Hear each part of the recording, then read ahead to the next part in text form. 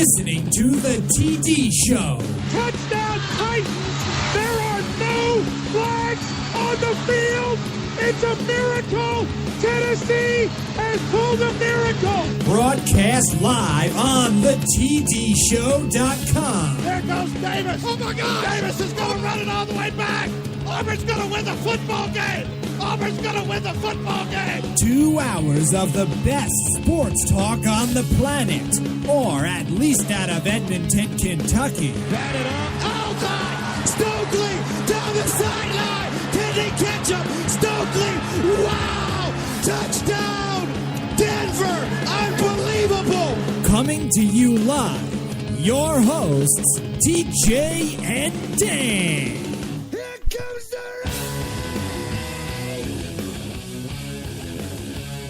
rain! Welcome back to the program. A lot of college basketball talk today on the show. We have conference tournaments in the NCAA coming up over the next couple weeks. We will also discuss the Arizona Religious Freedom Protection Act bill that has kind of leaked over to the sports world every morning. Sports. I just need to make it a word. You need to wear some jorts while you talk about your sports. Anyways, leaking over to the sports world a little bit. A lot more to get to today as well, including Pujols' thoughts on Trout and Griffey Jr.'s lack of thought. He had a cough attack. Cut the man some break. We're gonna play that during the show today. Let everybody listen to that if they haven't. Man, that was rough, painful. I have a guarantee regarding Dale Jr., and Dan will provide you with a little what to watch regarding the NCAA tournament coming up. And you can't forget 2 minutes with Paula Dan coming up in the third hour of the show. Don't forget, you can still reach us on Facebook at facebook.com/thetdshow. Our Twitter handle is at thetdshow.com, and you can email the show at mail@thetdshow.com. You can listen to us or watch us live at thetdshow.com on the live feed page, and you can still listen to us at Spreaker.com/user/tdshow or on your Spreaker app. If you're listening to us at Spreaker on your Spreaker app, be sure to give us a follow on there. If you're not able to watch or listen to us in your entirety today, you can listen or watch a podcast at the tdshow.com podcast page. Remember, we'll be looking for your comments and questions on our live feed, Facebook and Twitter. But what we really want to do is get you to give us a call this morning. You can call us at 502-509-3190. That's 502-509-3190. We also like to remind you, today's callers and guests are brought to you by Hoover Auto Parts. Hoover Auto Parts, the most reliable auto parts in the industry, and they're sure to keep you on the road through any extreme condition. Don't forget to vote on our poll. You can do that on our website, or you can just call and give us your thoughts on the poll. We got a hard-hitting poll question today, as TJ likes to call it. Who wins in a fight, Brett Favre or Bryce Harper? A fist fight. A fist fight. There's no like kickboxing or UFC or anything bare like that. Bare knuckle brawling, back alley fight. I guarantee you, only sports talk show this week with that poll question. I guarantee that's his first guarantee of the day, but not his main one. But if you don't know what we're talking about, look at the picture on our homepage. If you're on our live feed page, just flip over to the homepage or open it up in another tab there on your browser and look at them. Pretty swole individuals. Yeah, Brett Favre has veins coming out of his forearm, like huge. Well, he is older. He is jacked up. That's a man. And that's from lifting. He's a farmer now, though. All that forearm strength he gets is lifting bales. I don't know how rice. He farms for rice. I don't know how that works. Maybe it comes in barrels. Picks up barrels. I'm not real sure. And then we see the secret to Harp. If you're looking at our homepage there, you see the secret to Harper's strength gain, and that's Girl Scout cookies. He's got him some Samoas and some Dulce de Leches, which are my new favorite Girl Scout cookie. If we have any Girl Scouts out there listening. What were they? Dulce de Leche. What is that? It's a cookie. Uh-huh. It's got maybe a little cinnamon vanilla flavor, but it's got hunks of caramel in it. It's good. I can eat Samoas myself. I can eat about 20 at a time. You know, not to harp on the Girl Scouts, but there's just not as many cookies in those things as there used to be. I mean, I eat those things in like one setting now. I mean, I think you're just bigger than you used to be. I mean, the boxes are the same. There's like 15 cookies in those things. In a box of Samoas, yeah, I think it's 3 rolls of 5, maybe. I think there used to be more. I think we're getting gypped on this somehow. I don't know. $3.50. I mean, that's not a bad investment. Yeah, though. yeah. But anyway, so maybe if we eat enough, we can look like Bryce Harper. Or Brett Favre. At least I could. If I could get some of that. They have that Rogaine now that'll put gray in your hair for you. Yeah, I think that's just for men, not Rogaine. Oh, yeah. Sorry, whatever. But I think I could grow mine out and get a little just for men and probably look that part at least. Yeah. You know what Bryce Harper would say about this poll question? Clown poll question, bro. That's Clown right. poll question. Well, since we're talking about it, we got it up there on the homepage for everybody to look. Who do you got in a fist fight? I gotta go with Brett Favre. That son of a gun's just wily. Yeah, I mean, Harper might have brute strength on him, but I think Brett Favre can take more hits. Yeah, and Harper's kind of crazy. Like, he's got that craziness about him that he just go crazy. But Favre's got like that old man wisdom, dad kind of like whipping up on a son got a little or something. John Wayne in him. Yeah. You know? I think you're looking for trouble, I'll accommodate you. Yeah, I think Favre. I think Favre would take him. I like Brett Favre in a fight too. Just wiliness. So it's a not so serious but fun poll question this morning. Yep. Get on our website and you can see the pictures there. Vote on the poll question or call in and give us your silly answers to the poll question. But we're going to start out this morning with another guy we could probably see getting in a fist fight, and that's Frank Martin. Yeah. I don't know that he has as much of a chance to win a fist fight as Favre does. He's suspended from South Carolina's final game of the regular season today against Mississippi State for inappropriate verbal communication with an athlete. And if you've seen it on ESPN or any other sports program, or YouTube, just look it up on YouTube. We'll try to get that up on the Twitter day with a description as opposed to the link we put. I'll get it up. I'm gonna work on it right now while TJ's talking. But he essentially looked this player and yelled, "Answer the effing question, a-hole." And you know, from what I've seen from Frank Martin this year, he's been a lot more chill than he was at Kansas State when he was basically like that every play and every time out of a game. Yeah, he said he knew we'll talk about what he said, but he said he knew he had a problem and he'd been trying to lay off and he just got fired up. I mean, they were getting throttled by Florida. And if you're South Carolina, though, didn't you know this is what you were getting with Frank Martin when you hired him? I mean, the whole entire time he's been coaching, this is the way he's acted. So you knew when you hired him, this is what you were getting.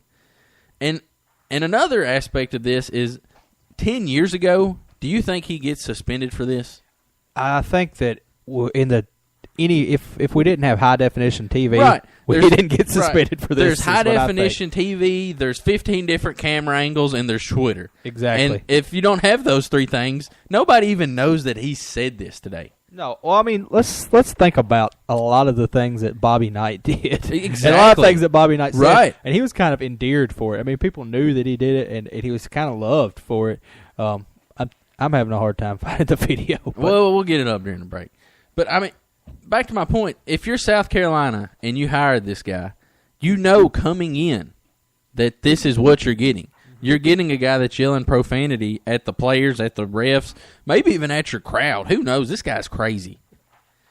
But another question is, what was Frank Martin doing coming here anyways? He said this was his dream job when he left Kansas State to come here. It was his dream job. Do you view South Carolina's job any better than Kansas State's? No. South Carolina is not necessarily a place you think about going to be a basketball power. I mean, I could just within the Carolinas, I could think of 4 places I'd rather go than South Carolina. I mean, that's what you say though when you go to a team is that it's your dream job, right? But I mean, that's what you say, sure.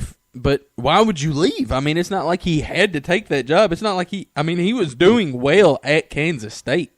They were a competitive ball team, a lot more than competitive than when he arrived there. Exactly, and I think he had actually turned Kansas State around a little bit. We see what they're doing now without him. They're struggling a little bit this year, and I don't know. I don't know why you would want to go to. Well, I mean, you're in the SEC. I mean, that says something. You know, you're going to have your own network. Of course, Kansas State has a network. I don't know. I have no idea. I mean, I don't know. But like you said, he came out and apologized for it. Said it's something that he shouldn't have done. Something that he's trying to work on. That he will try not to let happen again. But like I said, if you're South Carolina, you knew that at some point when you hired this guy, that this was going to come. But staying in college basketball and staying with controversy, UC Santa Barbara Hawaii game. This is what I want to talk about. I didn't even mention it to you, but I really did want to talk about this today. Hawaii coach Gib Arnold gets teed up, and then a fan just comes out onto the court and gets in his face. And the Hawaii players kind of shove him off, and the fan just kind of goes back up into the seats. Yeah. And then I heard that somebody that was non-security personnel, a friend or something, kind of escorted him out.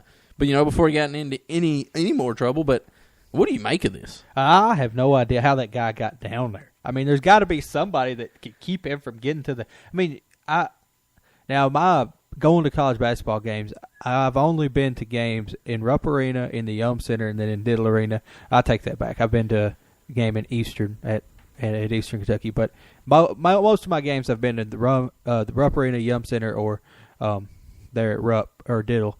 So, and every time there's always, if there's not security around the whole baseline, there's security directly behind the benches. And I don't know how this fella ended up down there. I don't know how. I think he should have been ejected from the game, obviously. I think there could have even been some kind of legal repercussions from that. Even if you're UC Santa Barbara in Hawaii, I mean, you've got to have some type of security between the fans and the team and the coach. I think especially if you're those kind of teams that don't necessarily have the tradition. Right. It's kind of like people go to Oakland Raiders games to get hammered. Yeah. I don't know what the regulations are about alcohol within their stadium. I guess I could look it up. But it seems to me like this guy didn't have anything better to do that day. And this is really a growing trend. Something that we've talked about 3 weeks in a row. Fans on the floor causing problems. Yeah, there's got to be some kind of repercussions. I don't know if it's to the school or to the team.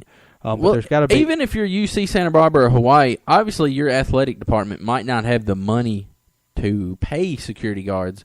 But if you're the institution, right. if you're overseeing the institution, you've got to make sure that there's security there. It's on you. Right. If you are, and even if you're not the institution, I don't know if they play on campus or if they play at a off-campus venue. But regardless, that venue has to have security. I know, especially we went to Western, and then they had a police officer training program. The Rangers, I think is what they were called. I mean, even if you got those guys. We don't have weapons, but you stand there in jackets and say security. You could do it for nothing. It wouldn't cost much. You've got to make these things a little safer, I think. Yeah, here's the thing. If we keep seeing this week after week like we have, I know my opinion on it, and I believe yours too, was that we both didn't completely disagree with court storming. That we no, it can be done. But if this is the growing trend and we keep seeing this week after week with controversies with fans on the court, at some point, it's going to be illegal. I mean, it can't be done. And as I said last week and the week before, I think, about court storming, if you want to storm the court, that's fine, but you need to wait till the players leave. You need to, if it wants to be a completely, I don't want to use the word civilian, but you know what I mean, non-athletes involved, you need to wait till the players leave. I think if you're on the playing surface while there are players and officials present, you should lose your privileges maybe for a year to come to games, and there might be a fine on the school. But I think the way that administrations are going to see this is that it'll be easier just to completely keep people off the court at any time instead of having to decide when and where they can do it. Exactly. I mean, we might even see the courtside seats done away with. Right. It's just, I think next year, if we see this 2 or 3 more times, I think next year there won't be any court storming. You want to know what's going to end it? If we see this during the NCAA tournament. If there's a controversial event like this during the tournament, now there's going to be some court storming, but if there's something where there's a player or a coach involved during the tournament, all the money that the NCAA has tied up in that, there's going to be some kind of a sanction handed down to where the schools are punished enough that they're going to do everything they can to keep people off the courts. Something related to this, when Duke got beat this week at Wake Forest, Solomon was walking to the locker room and got engulfed by like 50 fans, and that in itself could have been a huge story if he starts throwing punches or something. I mean, that could have been. Which I think he had the right to do. Yeah, if it got physical. But, I mean, good for him. You know, he kept walking, made his way through the crowd. But man, if you're a Duke player and there's 50, legitimately 50 Wake Forest fans just engulfing you, I mean that's a rough situation. I agree. All that said, going to the NCAA tournament, we've heard it year after year that it's wide open. We've said it for 10 years now. I always say it. Always. Well, I'll take that back. When Kentucky won the national championship back in 2012, I think kind of the consensus was that if they didn't win it, it would be a shocker. Maybe a little bit. But with the exception of that. We say it all the time. We think about 11 and 13. I mean, UConn coming in 11 and then Louisville running the table in 13. Both of those years were kind of under the radar flying teams. I don't know that it's ever been more wide open than it is this year. I mean, agree. Anybody could win that tournament. With the exception of what I think are going to be the one seeds we'll talk about later in Florida and maybe Wichita State, everybody else is kind of falling off. Everyone you thought was going to have a legitimate chance to run the table hard has died. I mean, usually, Syracuse has fell off the radar. Usually there's about 10 teams and you draw a line. Yeah. You say those 10 teams got a chance. Yeah. But, I mean, except for the conference champions of like 8 or 10 conferences, the other 54 teams could win this tournament. Easily. I agree. And that's something like we said last year. It's who gets their players going. Like Oklahoma State, who's had a rough season. I mean, they've been up and down, but they're hot right now, and they're coming in, and they're going to come in at like, I don't know, a 10 seed or so, and they have a just as good chance to win as any of the 1 seeds, in my opinion. I know we gave our 5 guarantees last week, but if today you had to pick just one favorite from the tournament, are you saying Florida? Florida, probably. If I had to stick with one I said last week, I'm going to go Florida. I like them more than definitely Syracuse. I still like Michigan State. I'm okay with Kansas. I don't think they have the ability to win. I don't think they score enough points. And Wichita State I'm unsure about, so I'm going to stick with Florida. And my number 2 guess would be Michigan State of my 5 I picked last week. I mean, if Wichita State is legit at all, I mean, they have to be the favorite. Right. If they're legit at all. We're going to find out. We won't find out round 1, but we'll find out in the second round. Well, we ain't going to find out in their conference tournament or anything of that nature either. But I really cannot remember a tournament that has been this wide open. Like I said, I know we say it every year. And the thing is there's a whole lot of talented teams.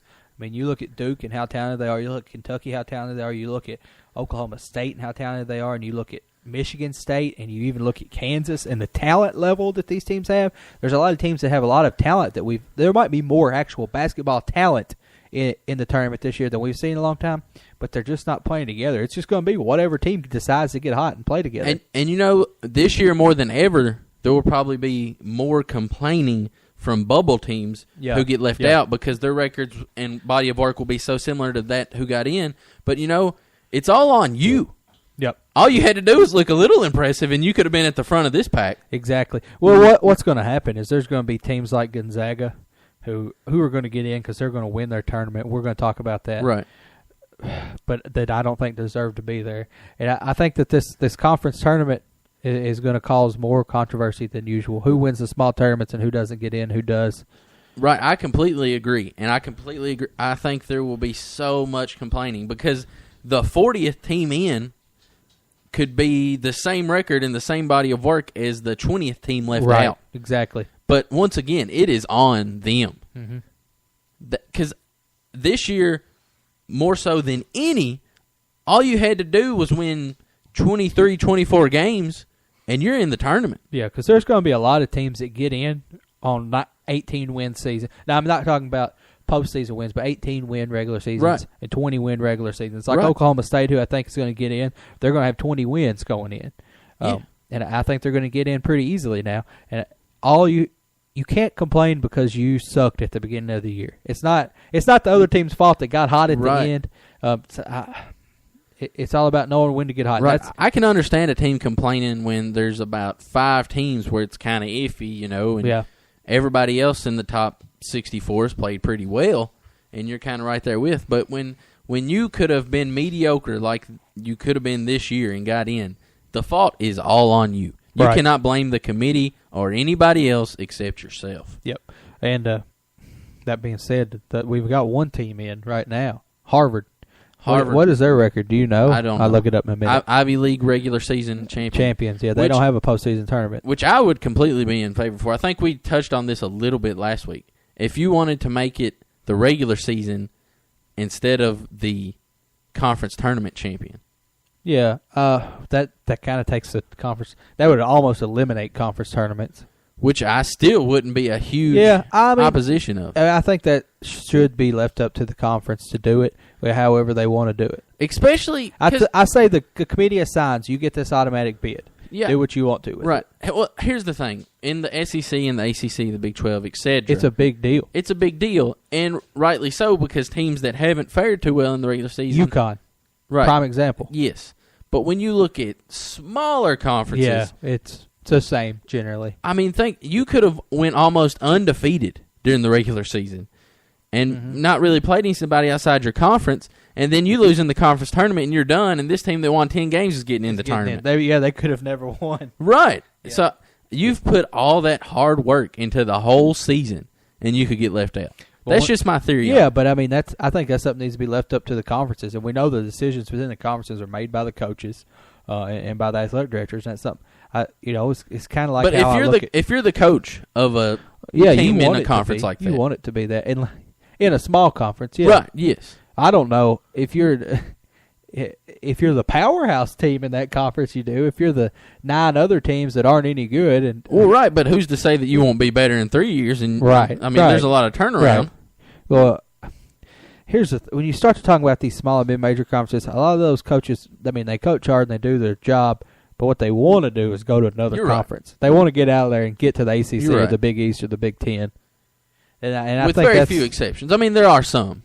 Yeah, I mean, let's look at Ray Harper at Western. I think he's as happy as he's going to be at Western. I don't know that he wants to go anywhere else. Well, Gonzaga's coach. I mean, his name slips my mind, but right, yeah. I mean, there's some exceptions, but I think most of those people are looking to move on. And I kind of felt like Brad Stevens would be one of those at Butler, but he took the money.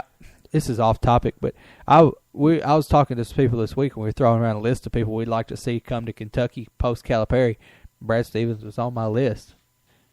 That's not a bad. No, that wouldn't be a bad hire. Yeah, well, we'll do that next week. I don't know if we have time to do it today, but we'll do that next week. Who we think maybe 5 best candidates would be? Let's do it right now. I want to hear him. Okay, Donovan, obviously. Yeah. Izzo. Let's slow down. Donovan. He's made Florida a pretty good program, especially there in his early years. But he's already said no to Kentucky twice. Yeah. Of course, they were, even though they're the number 1 team in the country this year, they don't feel as good as they were when he said no before. They don't feel as good as they did when they won their back-to-back championships. Because those teams were really good. They were awesome. Yeah. And this team's the best team in college basketball, but they're not near that good. Yeah, I won a bracket pool in high school on Florida. Billy Donovan owned Florida. Not owned, but coached. If I was a UK fan, he would probably be my number 1. Yeah. Yeah. And then Tom Izzo. Brad Stevens. Slow down. Okay, sorry. You know I love Tom Izzo. I think that pre-Calipari we could have got Izzo. I mean, we could have had him if we wanted him. Now I don't know that Kentucky could get him because he's kind of entrenched there. I really feel like he would have went to UK that last go-around. I feel like there was some want to there. Yeah. Brad Stevens is my next choice. Brad Stevens is number 3. I don't know. Yeah, but I don't know that I'd put him in front of Ford. I like Ford. Oh, that's my number 4. That's your number 4. I can see that. I think he would leave Oklahoma State. Oh yeah, he would come to the state of Kentucky. Yeah. I don't know that he'd leave Oklahoma State to go to Eastern. I don't know that he'd leave Oklahoma State to go to Western. But Louisville or UK calls, and I think he's gone. I think, yeah. I mean, he's done a lot for that program in the past few years. But he's done a lot more for the state of Kentucky. Yeah, I think he'd be gone. Number 5? Number 5 is where there gets to be some controversy. My number 5 and others were different, but Thad Matta. Really? I'm just trying to throw something different out there. Yeah, I don't ever... Lucas, if you're listening, I don't know if you're listening or not, give us a call here in the next 30 minutes. I want to talk to you about it. Was he a Thad Matta? No, he wasn't necessarily on Thad Matta. I don't know that Thad Matta's that good of a coach, for one. Yeah. But 2, I think he's got it made there at Ohio State. I don't think he's leaving. Yeah. But, I mean, that's just who I would like to have. Well, I was trying to be a top 5 that you would want is realistic. Yeah. Yeah. There was somebody I had on the tip of my tongue right before you said that. I had motto. somebody else too, and that's why I want Lucas to call because he had 3 more that I can't remember right now that were good. Or Baker, if you're listening, either one of you. We'll go to the break. I'll try to remember who I had on the tip of my tongue, and we'll come back with another number 5 for the UK program. Okay. Remember to refresh your browser on Spreaker, and if you're listening to the audio on the tdshow.com.